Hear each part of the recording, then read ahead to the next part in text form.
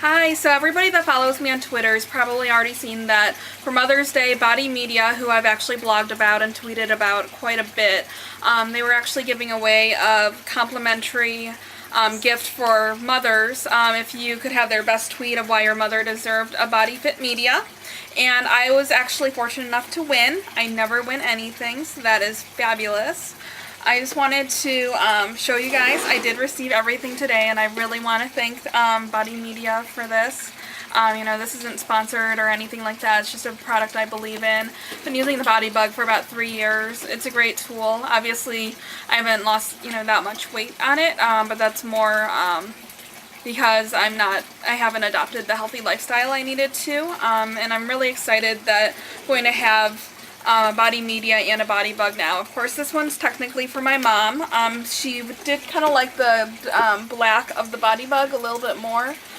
So we're kind of determining who's going to wear what. BodyMedia interface is just a little bit different. I'll go ahead and post another video or some screen caps so you guys can see the difference between the Bodybugg and the BodyMedia. Because I really didn't know for sure when I was blogging about it originally. But I want to show you what it's all about and what comes in the package and what you can expect. This is the Bodybugg interface. So along the top you'll see it says my results, my goals, my nutrition plan, exercise plan, resources, and just information. Along the side here you have calories burned, calories consumed, and body measurements. So you can put in your body measurements, you can enter your food, that's when it brings up full-on interface. So it brings up a pop-up window, and then it'll say, breakfast, because this is the morning. So it'll say, you can say I ate my meal plan, which is what Bodybugg and Apex has selected for you.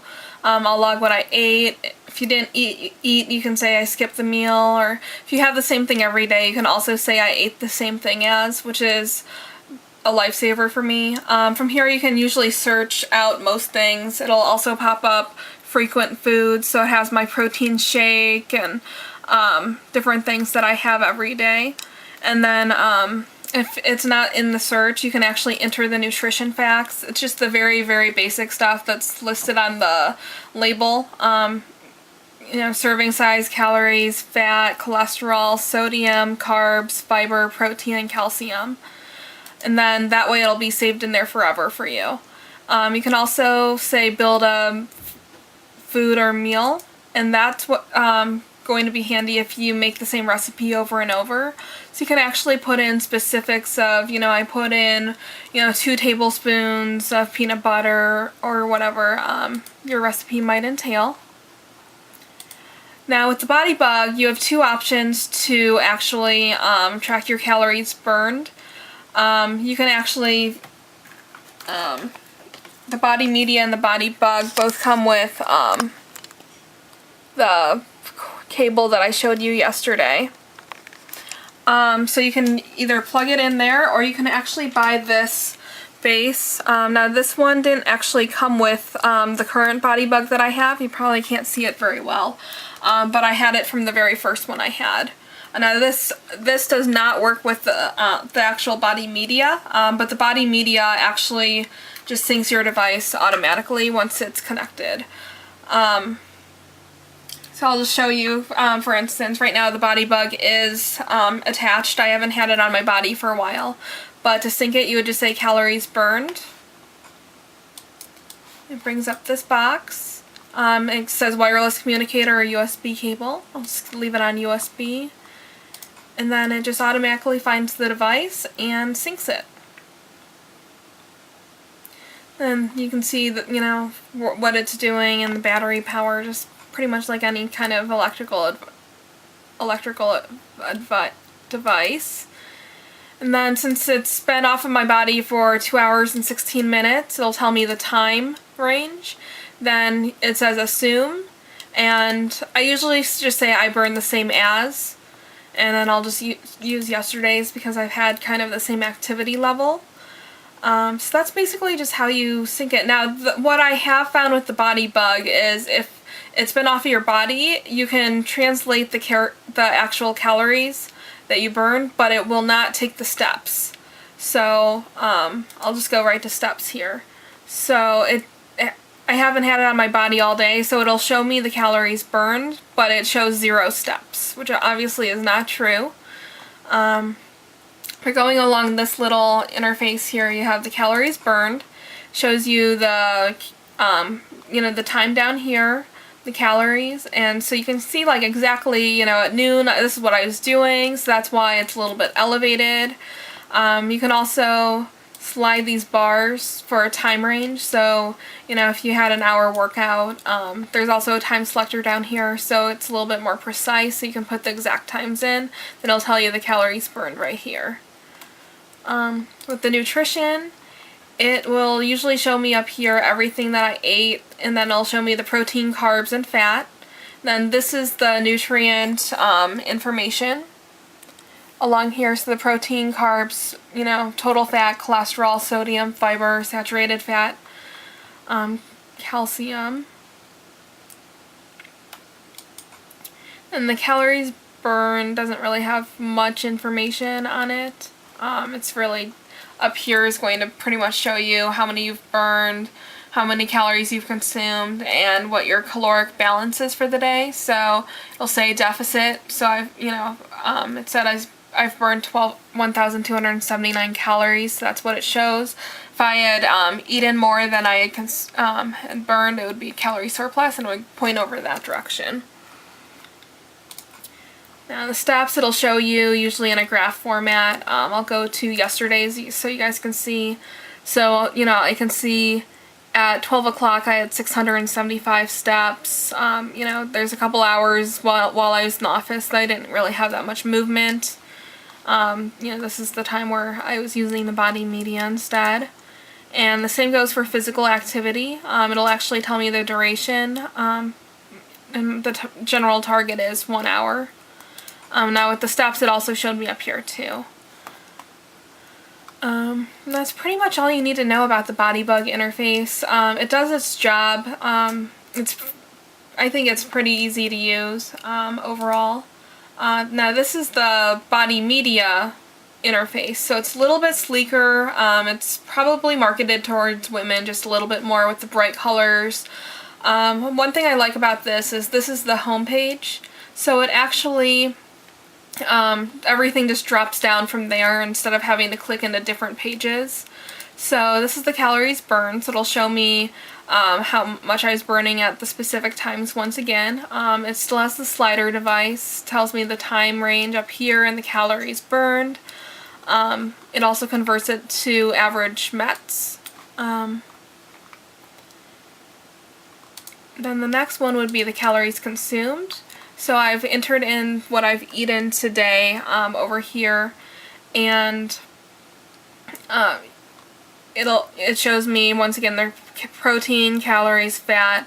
Actually has the alcohol grams as well, and then the calories. So it shows once again everything that I've eaten. I've kind of put in my dinner and my snack already just so I don't cheat. Now the interesting thing about the BodyMedia nutrition is it also tracks different vitamins. So it has selenium, zinc, niacin, iron, and just a bunch of other things, which I think will be helpful for me. The only thing that I haven't been able to find is where it might be in, I don't think you can actually enter it in if it's a new food. So you can't take it from the label. It's really just for foods that you enter in that are found in the database, I believe. This is, I've already kind of tracked everything for today, but this is just the example of a late night snack. I'll go to dinner, so I was just planning on having a protein shake. But you can, once again, say, I ate the same thing as, and it pops up, what you ate the last few days so that I can just take it. Or you can say create food or create recipe. It's exactly like the others. The only thing with the create food is it looks a little bit sleeker with the nutrition facts, just like a food label. It does also ask for sugars and potassium, which the Bodybugg interface does not. So I'm just going to go back over to the dashboard. And the next thing down would be just the calorie balance. So, you know, it just says you're on a weight loss trend. My calorie deficit right now from the last time I synced was 797 calories, and that's going from everything that I'm planning on consuming today. Now, this is another unique thing with the BodyMedia Fit is the physical activity. It'll actually show you how much moderate activity, vigorous activity that you've done, which I think is cool. It just shows you, okay, well, what's considered moderate, what's considered vigorous, because with the Bodybugg, it kind of just says PA, general physical activity, and sometimes, walking uphill to my house or something like that will be considered physical activity. So just being able to see when and where that happens, I think will be beneficial for me. And then the steps taken, it's the same thing as the Bodybugg, just more girlier colors, I guess. And then the sleep duration is something that's unique to the BodyMedia Fit. It actually, I guess, senses how much time you are lying down, how much time you're actually sleeping, and then your sleep efficiency. So mine was 96%. I think it's just taking the time I was lying down, it's taking my sleep time over my lying down time and giving me that percentage. Then it just has the weight information down here of what my weight was at the beginning of the week, and then I'll put it back in when I weigh myself again for the overall changes.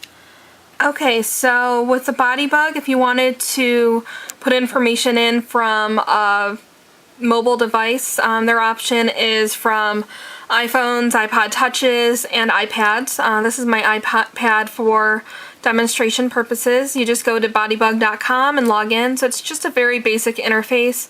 You can see from your last sync what your calories burned were.